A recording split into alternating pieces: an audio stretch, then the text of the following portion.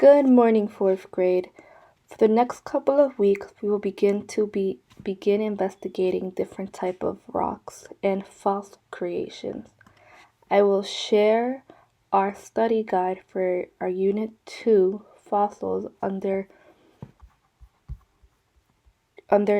test review on Google Classroom.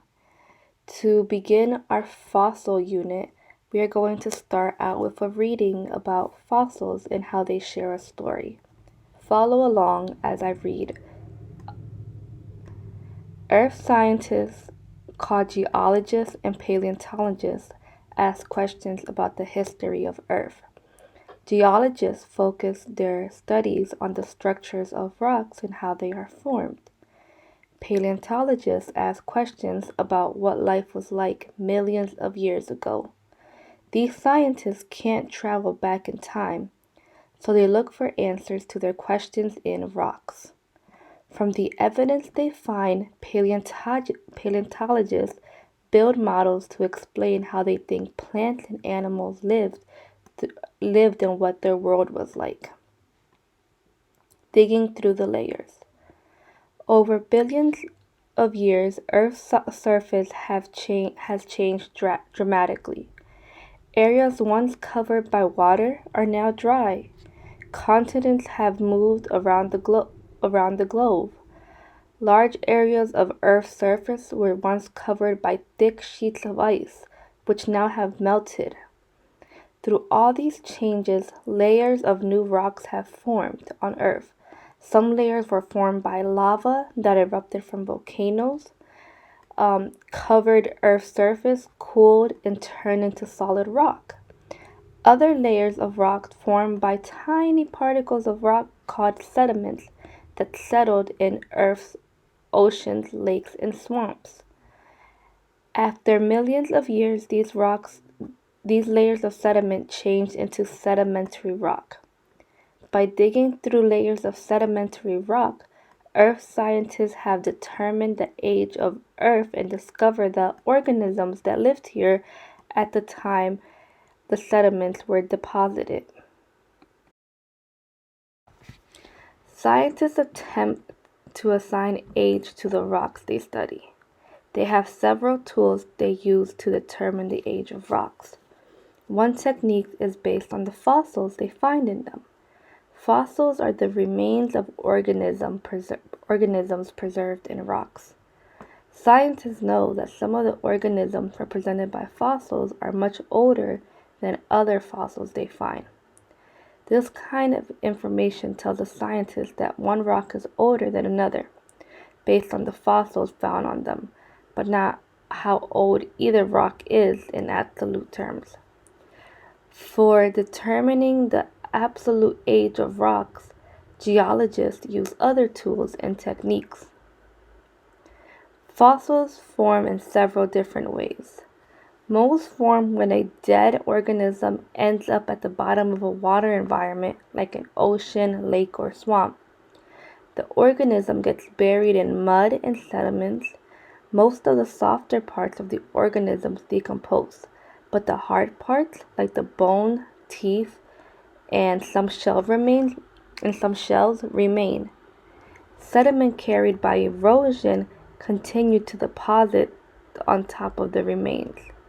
Over very long periods of time, the sediments are squeezed and compacted and eventually harden into rock.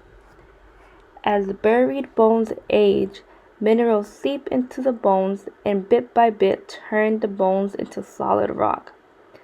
A bone fossil is no longer bone, but rock in the exact shape of the original bone. This is the same way a tree turns into petrified wood. A piece of petrified wood is a tree fossil, preserving the tree's wood grain and growth rings exactly. Sometimes a buried organism decomposes, leaving a space in the sediment where the organism was originally. Later, the sediments continue to change into rocks.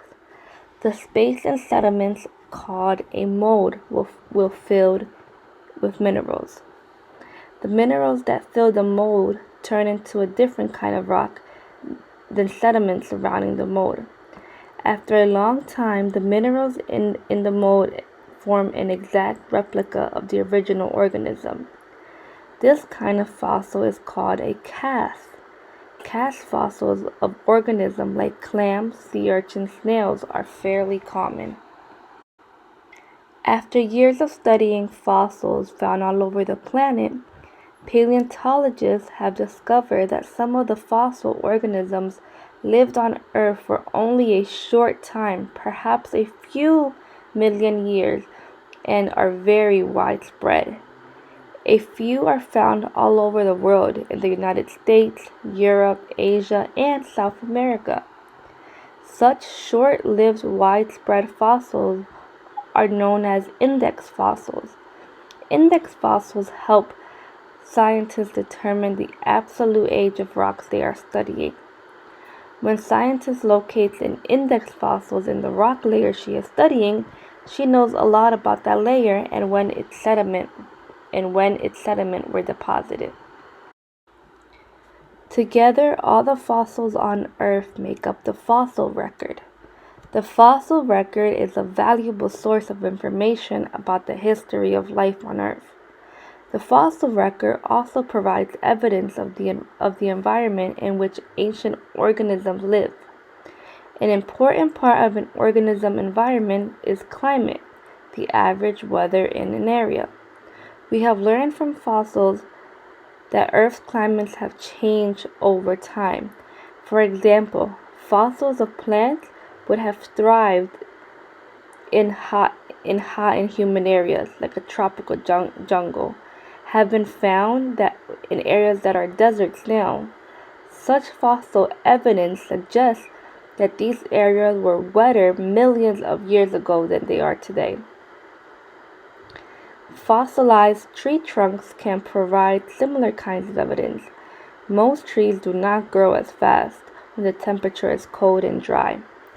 A petrified tree trunk with narrow growth rings suggests that the climate was probably cool and dry when the tree was living. A petrified tree trunk with wide growth rings suggests that the climate was probably warm and moist during the tree's lifetime. Sometimes a scientist finds fossils of ocean animals high in mountains. What do you think she might conclude about that area of history?